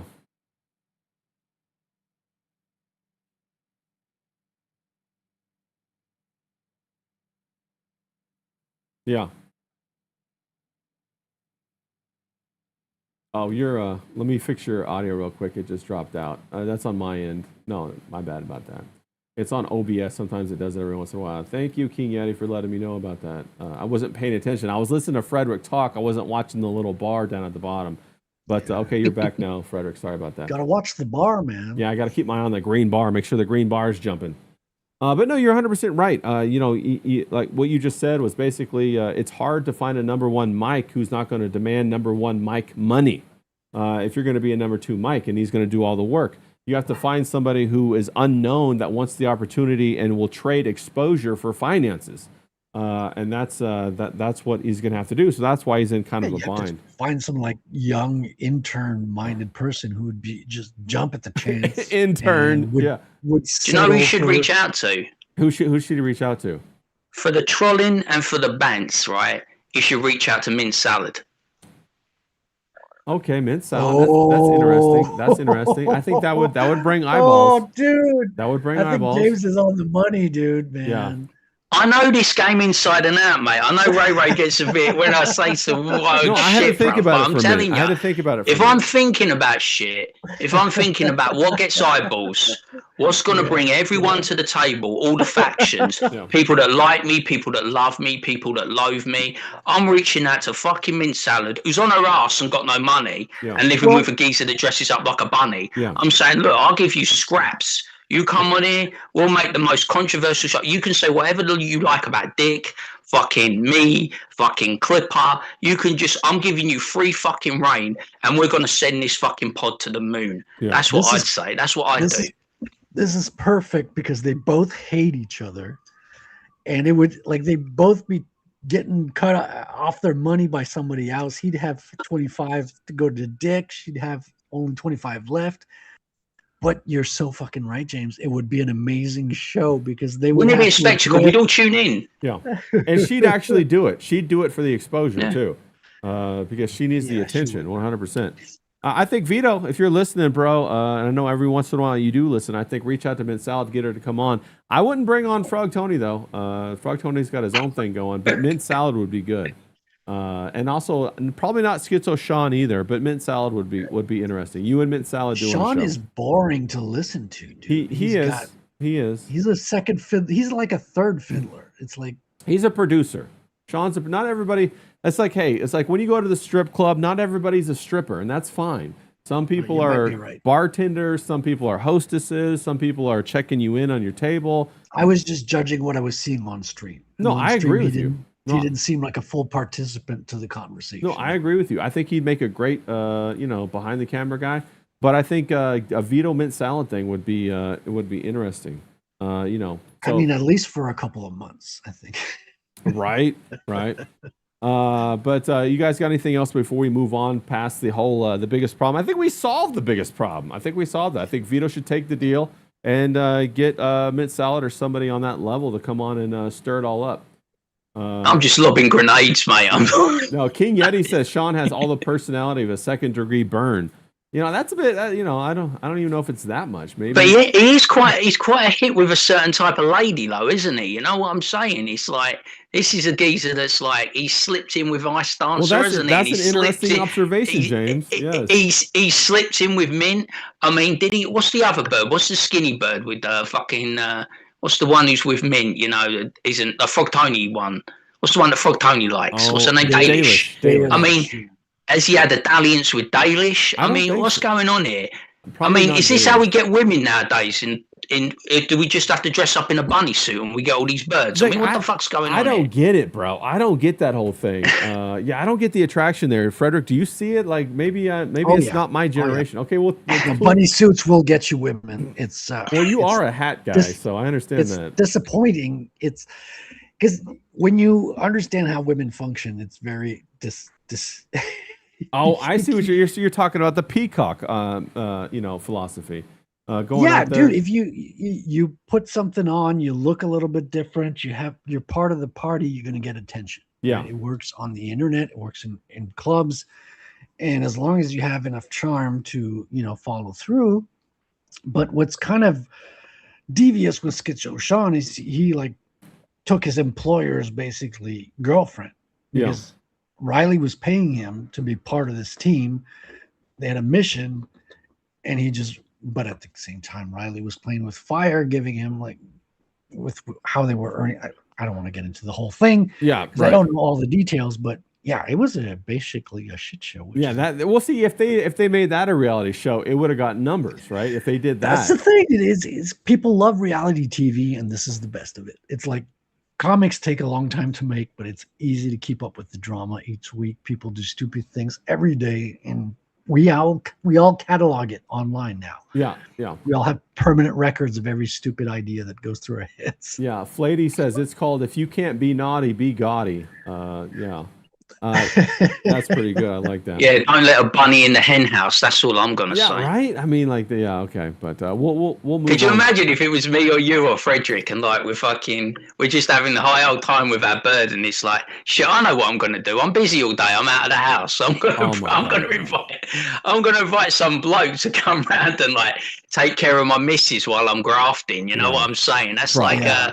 That's like a faux pas, isn't it? Yeah. It's a proper faux pox. Yeah. Well, it's okay as long as you neuter them, James. That's why we used to have castrate. Eunuchs, But he forgot that step, Riley. Yeah. Step 1, castrate them. Step 2, bring them into the harem. Yeah, I think Riley's a genuinely nice guy, though. I think, take the persona aside, from what I know of Riley, he's a genuinely nice guy. And I think he's quite a trusting guy as well. Yeah. And you trust your friends, don't you, not to fuck you over. Yeah. He has a very old school mentality in that respect. And it's like, you obviously couldn't trust this guy, but you never know until you know, do you? Because you have to also say you couldn't trust his missus, he couldn't trust his bird either. It takes two to tango. So he was kind of like fucked whatever, you know what I'm saying? So it's not his fault. Yeah, well, that's one of the things, though, is that, most women, I know I quote this a little bit, but there was a book by Alexander Solzhenitsyn, what is it, the Gulag Archipelago, or I think that's what it's called. He talks about the women, and he says that like the men who were in Russia, right? They were sent off to the Gulag in Siberia, okay? And it was very dreary. So they're going to be, in the Gulag for like 10, 15 years or whatever for sneezing the wrong way in communism. Well, anyway, most of the women would leave that man and remarry somebody else. He said there was only about 1 in 1,000 women who would move with the man to Siberia and stay by his side and bring him food on the weekend so he could stay alive, and then finally get out and get back with his woman. So I really think that most women are the 999 that, like, if you hit on them in the right way at the right time, them fucking legs is spreading. What do you think, Frederic? Am I off base on that? Sadly, no, you're right. I mean, but there are good women out there, but it's rare because we've been brought up, our whole society has been engineered to kind of, start, where I'm going with this. Yeah, the placate women to give them attention. More sexualized per generation with each generation. Like we've been highlighted with the Woodstock hippie mentality, and now, growing up, sex is casual. Like you have multiple partners, and I went to art school, so let me just say, like the women there were monsters. We all know the art school women are monsters, bro. Dude, it's like you're a third of the people there are men, and half of the men are gay. So, like, if you're a straight guy in art school, you got a lot of choice. Yeah, you got to clean up. Yeah. What was the question again? No, I was saying that, like, basically, like 1 in 1,000 women are the good kind of women, and maybe the 900. If you find a good woman, hold on to her tight, man, and treat her right. Yeah, because they are out there, they do exist. They're more valuable than they let on because a lot of times they're humble by their very nature. But you don't know what you got, man. You got a gem. Well, and also you got to keep your eye on your women because, like I said, it could be the right guy, the right time. She's at a girls' night. It's the right band leader. The guy looks like the guy from Creed. Can you take me higher? He comes off the stage. He buys her a drink. She's giving him a blowjob, bro. Boom. There's your 10-year relationship down the drain. We got D-Wag in the chat. He says, kick James. Kick James, bro. Total hater, this guy. You know what I mean? He says he's my best friend. We spend all night having whimsical, sweet, loving, romantic conversations, and then he does me like this. He does me like this on stream. Yeah. It's appalling. You know what I mean? It's like, turn up to work. Come on, son, get on stream. We need you. You make me better, and I make you exceptionally better. You know what I'm saying? Where is that D-Wag? No. Yeah. I think it was in our country. It all started in the 60s, didn't it? I mean, a lot of people talk about this. My mum and dad talk about this. But like in the 60s, the motto was the promiscuous society. And I've always told you, once you let the genie out of the bottle, you can't put the fucking genie back. It's only gonna like degrade, you know, get worse. And like now we've got OnlyFans, haven't we? I'm always sending you stuff, and I'm sending FOMO stuff and that with the kick stuff with Adrian Broner. Yeah. It's mad. Yeah. You know, Adrian Broner looks like he's pregnant now. If you don't know who Adrian Broner is, he's a 4-weight world champion, black boxer, right? He used to be incredibly fit. Now he's just this short black guy who looks like he's 9 months pregnant, and he's just banging all these women on stream with his pal. Yeah. And it's like that with all of them, isn't it? If you go to Ed Matty, HS Tiki Toki, that's basically all kick is. Yeah. You know, big parties, big orgies, you know, lots of sex, lots of parties, lots of drinking, lots of drugs. So what are you going to do? That's the way it is now. Yeah. It definitely seems that way. It definitely seems like we're entering the era of the prostitute, where they're trying to make every woman kind of like a prostitute, where she's selling some piece of herself for attention. And I know a lot of women out there might say, "Oh, that's what women do anyway when they date." No, it's not. Well, how do people meet each other now, too, Ray? Right? It's like they meet each other through applications. Yeah. Right. So an algorithm is deciding who's going to hook up with who. Yeah, no, you're 100% right. And the other thing too is it's been proven that the algorithm, that these companies, it's not connecting people. The algorithm is designed to drain men of their money. And they know the connections. They could connect you up like right on the first time with the highest probability, but they don't do it on purpose. Something that I wanted to share with you guys. Let me pull it up real quick right here. I got to do a couple of clicks. The algorithm drains men of their money and keeps them celibate. It does. Yeah, it does. What was that video I sent you, Ray, before you go on to the next topic? Okay. What was that video I sent you where the guy spent $2 million on this OnlyFans girl, and she wouldn't even look at him. Yeah. She wouldn't shake his hand. She wouldn't kiss him. She just said, "Look, will you go away, but please keep giving me money." And he'd given her $2 million, and she couldn't even bear to look at him. Yeah, couldn't even look at him. That was Sophie Rain. Yeah, she couldn't even look at the guy. Yeah. We have to get rid of this OnlyFans like plague on this society, because keeping men like poor and sexless is comics' job. Yeah. It's nerd. Yeah, that used to be only the realm for the nerds. 100% right. No, I got two things right here. I want to show you guys this one right here. Let me go ahead and pull it up real quick. We got this lady. She's in San Francisco, and what she's doing in San Francisco is she was on Hinge, and she got her Hinge date to take her to Hawaii. And she says literally, you guys should join Hinge if you're a woman in San Francisco. The men will literally do anything for you. And if you look at this girl, it's not like she's attractive or anything, bro. She's like, Jesus. She's like a mid at best. Yeah, that's her, bro. That's her with a good angle. This one up here on the left, the one on the lower right. You just got to do a little bit of work, and is her without the makeup. Yeah. This is why I'm racist. Yeah. Right. Yeah. So there you go. Standards have dropped, man. Like I think it has to do with the Hollywood woke stuff too. Like they're making every supposedly beautiful woman on screen more and more uglier. We're seeing it with video games and Mary Jane and the Spider-Man. Don't say anything about Zendaya. She's a generational beauty. No, I completely agree with you, Frederic. I'm just being funny. But here's what I really wanted to talk about. Where is it at? We got the whole Taylor Swift getting married. At least one billionaire could be happy. She rented out Madison Square Garden. They erected up all these barriers, all of these things to cover the window, curtains, all kinds of everything. They got security everywhere. They got barricades. It's literally costing like millions of dollars. It costs like, I think, $2 million a day to rent this thing out. And it's actually going on right now as we speak. It's probably over with by now. They got police out there. They shut down roads. You know, this is somebody who's all about the environmental, crisis that we're in. She's shutting this down. Everybody's flying in private jets. It's wild. Let me say here. And you got asking everybody to put the heating at 78. Yeah, that's what I'm saying. Keep the grid tight. Yeah, in New York, Mondani said keep it at 78 degrees so that we could, not, tax the environment or something. But Taylor Swift and Travis Kelce's July wedding, which is going on today, the budget is $20 million, okay? Madison Square Garden will be closed for 3 days. The nightly cost is $2 million a night. The arena will be transformed into a luxurious botanical wedding venue. Taylor Swift is having 6 different wedding dresses, bro. 6 different dresses. But she will only wear one. The other 5 wedding dresses were ordered to surprise the paparazzi. I mean, if that's not waste, I don't know what is. The cost of the wedding dresses is $1 million. 4 hotels in Manhattan will be closed for guests. Each night at the hotel is between $1,500 and $3,000. The accommodation bill will exceed $2 million for those 3 nights. Guests will enter the venue from underground. I mean, in tunnels. That's appropriate? It seems like, right? They got the. I think we know who's tunneling over there, right? They got the Orthodox or whoever over there doing that. So is this like marketing for her next album when I guess breaks up with him? I don't know. Signal jammers will be used and drones to stop images and phones and things from being used. Signal jammers, cool. Bro. Signal. Yeah. What is she? The queen? The queen of fucking New York? No, you can get those like for $300, man. I know, but those are illegal. Cool. It's illegal to have them, though. You can buy them. I didn't say they were legal, but yeah.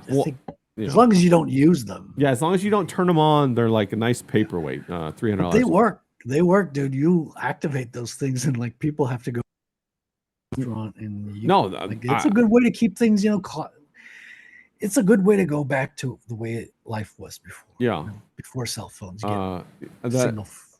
They say that 2 million will be spent on food and refreshments. The couple will not accept gifts. Here's an example. Somebody snapped a picture of her in a wedding dress, drinking right before the ceremony. So all you women out there, here you go, bro. Here you go. All of the women that Taylor Swift sang about breaking up with and all that kind of shit, and they all fucking identified with her. Well, now she's getting married, and where are you guys? Where are all those women? Are they still single? James? Do you think? I mean, go on. I was just going to ask, do you think this is a real relationship? Or no, this is a contract. This is a contract.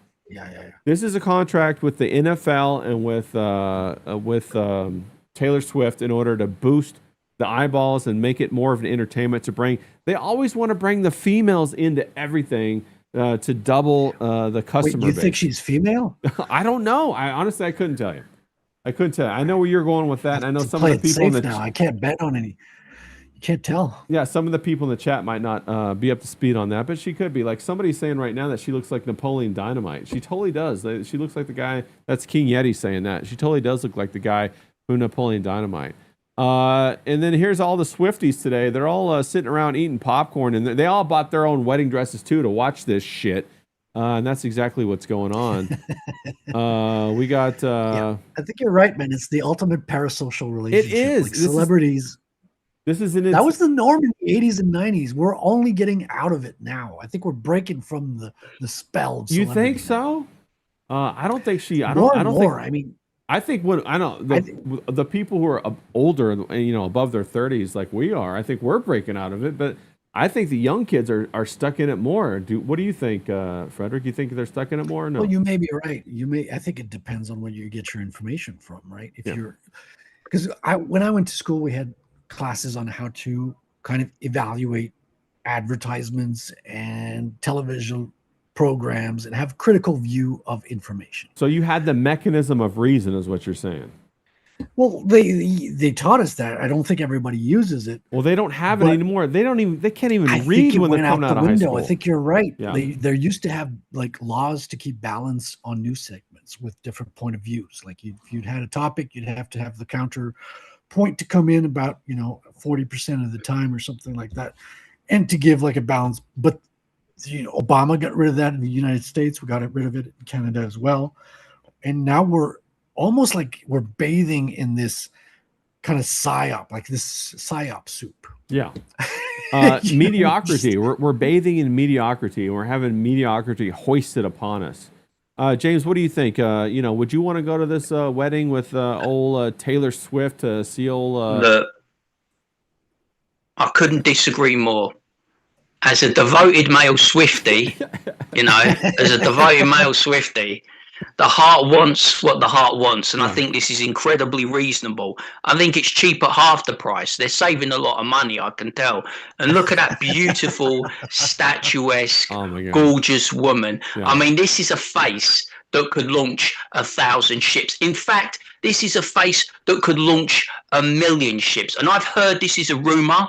It's a rumor that I'm starting, that because the New York Knicks won the NBA championship, they get 5 minutes in heaven with Taylor Swift after the ceremony. Jalen Brunson is the first guy to step up as the MVP. Then it's every subsequent player, including coaching staff, get 5 minutes with Taylor. Who wouldn't want that? Exactly. I want 10 minutes with Taylor. I hear what you're saying. Well, speaking of running a train, James, because it was a fantastic interlude, we also have Bonnie Blue. She got married today at the same time. Can you guys believe that? Bonnie Blue, bro. Well, she got married to just one guy. What about the other 999? Yeah, she got married to one of the guys. I don't even know if he was one of them that fucked her or not. But yeah, bro. I bet you he's the only one that doesn't fuck her.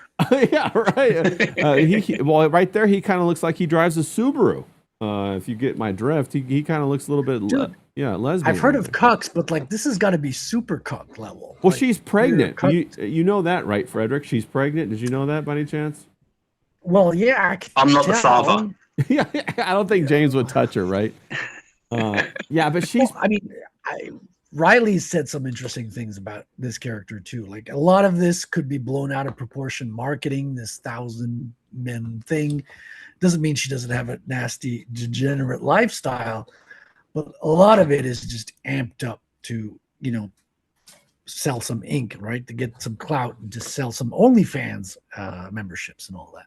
But I don't think she is what she is marketing. Okay, so you think it's a ruse? The game. James, what do you think? You think she's a dirty whore? A dirty whore? I don't know. This geezer looks a bit Australian, doesn't he? He looks like he should be playing like rugby league or Aussie rules. He's got the little tash, the little hair lip thing going on there, very Hitler-esque. Is she marrying a member of the Hitler Youth? I don't know. But the thing about Bonnie Blue is she's in competition with another girl called Lily Phillips. Yeah. Now, if you want to do a bit of research about Lily Phillips, I send Ray and FOMO videos often about Lily. Her boyfriend, stroke fiance, stroke future husband, is very supportive of her lifestyle. He'll sit there in the cuck chair, he'll watch the porn, he'll take her home, and then he'll say, our relationship is different because Lily just has sex. It's physical. But with me, it's emotional. We kiss, we do foreplay, I go down on her. And I'm like, you go down on her after all them black men that have cummed in her? It wouldn't be me, bro. Yeah. I couldn't do it, but more power to you, son. So I think Bonnie Blue, she does this thing. Is she pregnant? Is she not pregnant? The thing is, right, I can't wait for the honeymoon. There'll be 99 black guys and him. Well, that's what I'm saying. It's like that's fucking rough, bro. That's something that I like really, curl your lip up, right? Even the thought about spreading that turkey's legs, bro. I wouldn't want to base that, bro. I'll stay away. No, thank you. Dude, it's like, it's the first thing, like, in terms of body count, she's like amped up the numbers. Like, even though she's exaggerating, I don't think it means she's not a slut. She's not a whore. She's obviously, in that game. Well, the problem is that all these women now think that their 100 count body count is nothing compared to Lily's 1,000. You see, we've reframed the numbers where it used to be women thought they were a whore if they had like 5 or 6 back in like, the 60s or maybe before the 60s. But now it's like, oh, if I got 100, it's not so bad. Lily Phillips has 1,000. I'm okay. You got a good point. I'm still a saint. Good point. And so I think that makes her. Yeah, I was going to say that makes her like an influencer. It's a social engineering. It's 100% what it is. It's the age of the prostitute. It's the age of the prostitute. You get all the perverts are like going to magnetize around her. Like, oh my god, bro, I have a chance. Perverts are all if she fucks anybody. And then, like you say, the women who have a high body count can get, well, at least that's what it means to be a whore. I'm nowhere near that. Exactly. I only have like 999. Yeah, past 1,000. Well, I'm safe. We're flooding the countries with all of these immigrants who are all about that kind of stuff. And then we're turning our women into prostitutes. Like, what could possibly go wrong, right? What could possibly go wrong? Do you know when I know we were fucked, right? Yeah. When there was this reality TV show, I don't know if you've seen it, but this reality TV show called MILF Manor. Yeah.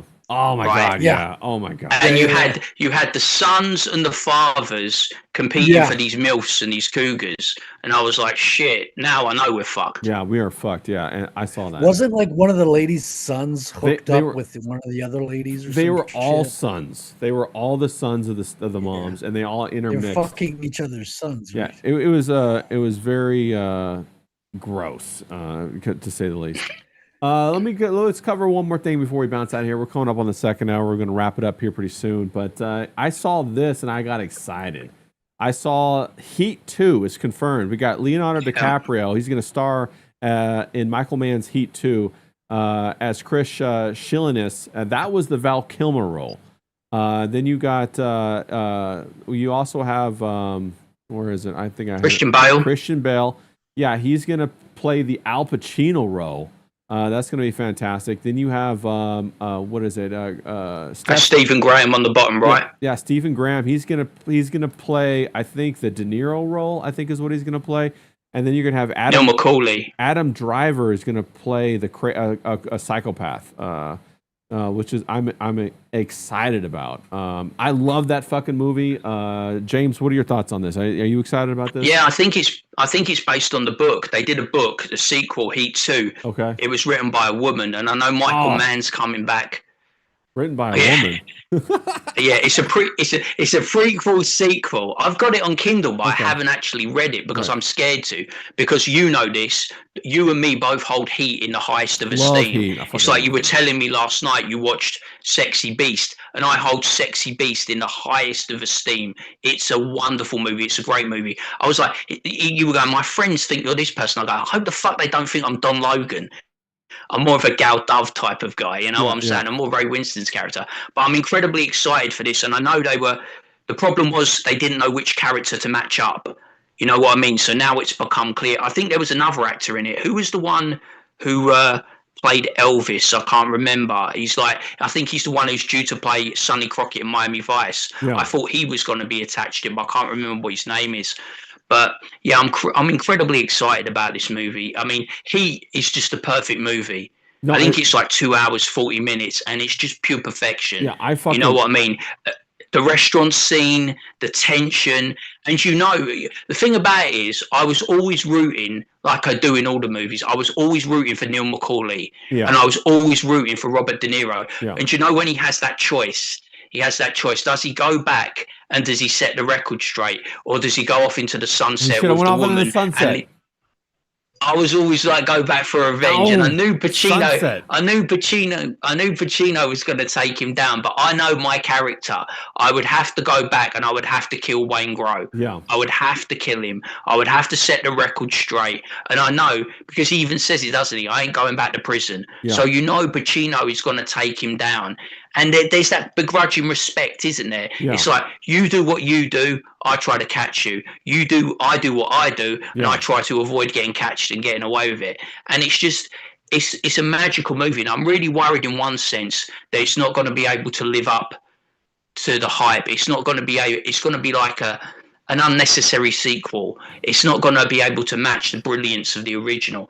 But you've got to try, because we have a lack of really good entertainment and really good movies. When you watch the old movies like Heat, you watch Sexy Beast, this is people at the top of the tree. At least they've got a good cast. Whatever you think about Leo, he can act. You've got Christian Bale, who's an exceptional actor, a method actor. You've got Stephen Graham, who is a great character actor. He's good in everything. He's never bad. He's never below par. He's never subpar. I'm not sure about the other guy. I think he was in Star Wars? He's good. The other guy's good too. Adam Driver, is it? Is it Adam Driver? No, he's good. He's a good actor. Yeah. Yeah. So yeah, I think it's going to be good. I think it's prequel sequel, so it bridges two generations of criminal. Yeah. So I think it's going to be a really good movie, and I'm excited for it because, like I said, there's a dearth of good movies out there. I can't think of one movie this year that I've wanted to watch. Yeah. Hey Frederick, what about you? Did you see Heat 1 by any chance? Are you excited for Heat 2? No, Heat isn't that a really old movie? It is really old. Yeah, I think it was in '99 or something like that. Yeah, Al Pacino. Well, a girlfriend at the time recommended it. It's a good film, right? It's a good kind of drama. Yeah, it is. It's a very good film. If you like the cop, it's about a cop and some robbers, and and Al Pacino, he plays the At the cop that's beach. trying to track him down, and Robert De Niro plays the head of the robbers, and Val Kilmer's in it. And Val Kilmer has a fantastic role in it, and Ashley Judd's in it as well, and there's a whole bunch of other good Tom actors in it. Sizemore, he's good in it. Tom Sizemore, you wouldn't think it, would you? No, he's great. He's I good. love Tom Sizemore.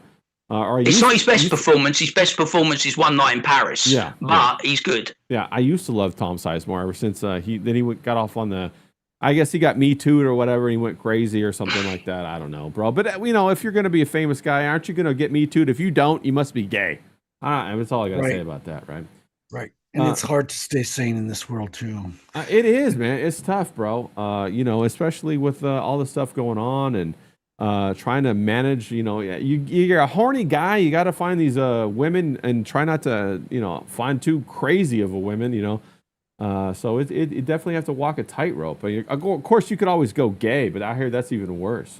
You know, so I don't know about all that. But I don't think you could just go gay. Yeah, right. Yeah, you got infected by parasites. Yeah, you got to bless your way. D-Wag's giving it a good try with me, though. I'll tell you. Yeah, D-Wag, he got a little bit of a crush on you. He might turn me, you know. Christ, you never know. That's why I'm fearful of coming to the States. Yeah, I kind of turn me. I kind of thought D-Wag was going to pop on here for a minute. You know, Zaid's away, D-Wag will play. I thought maybe he'd jump on. We're going to wrap it up here, but we covered a lot of stuff. We talked about the biggest problem. You know, we talked about you know, the wedding of the year with old Taylor Swift and Lily Phillips. You know, what were your thoughts? Give us some closing thoughts, Frederick, on what you thought. On the wedding? On Not anything, much, man. On anything. Wow. Like, leave people with something that they could sink their teeth into.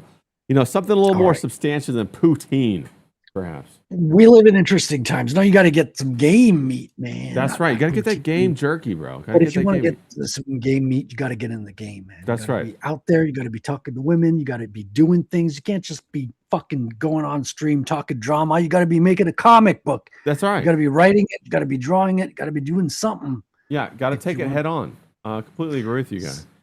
Get out there, do something, take action in what you want the world to be. Yeah. The path does open up before you as you walk it. Give Frederick a follow. I got all of his information down below in the description. Give him a sub to his YouTube channel. He does a fantastic, streams about talking about comics, talking about all kinds of stuff. If you liked artwork, also he's an international man of mystery, much like James is. He's up there in the North Canada, as we say. Great, it's right north of the ice wall. Great syrup up there. I think they even have Yetis that actually walk around. They don't have Easter. They go collect Yeti eggs up there. Well, the Yetis can teleport, so they usually only walk around 5-6 feet. That's why they're so hard to catch, man. Especially the little brown ones. You know, those are the easier ones to catch. They're the Indian version. I'm just kidding. We're not getting racist here. So go give Frederick a follow. He's a great guy. He has his own streams and he pops up on Comic State Commandos.